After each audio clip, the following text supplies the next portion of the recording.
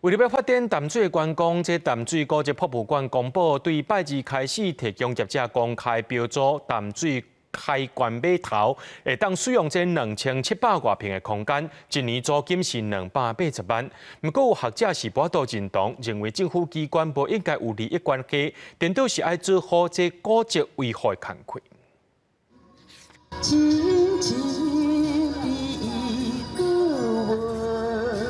优美的歌声和来来去去的游客，让淡水海关码头的景致变甲真迷人。以后才有可能变甲更较热闹，因为淡水高级博物馆决计对拜二开始提供业者公开标租，一年租金大约280万，通租4年。博物馆希望选出上适合的新租者。它比较适合像摆摆市集啦，或者是做一些户外的咖啡厅，或者是餐厅，乃至于说有一些表演活动都很适合。淡水海关码头是100年的历史古迹，附近就是红毛社、小碧宫等等的重要文化景点。淡水海关码头占地2771平，是清朝对外的重要港口。园区内面有2座日本时代留落来的仓库，这拢是公开标租的范围。淡水博物馆希望业者的手法会当带动淡水的观光，不过就长期关心文化保存的学者表示无遐多认同。即摆要甲委外做餐厅，我是感觉讲，政府应该来思考着讲，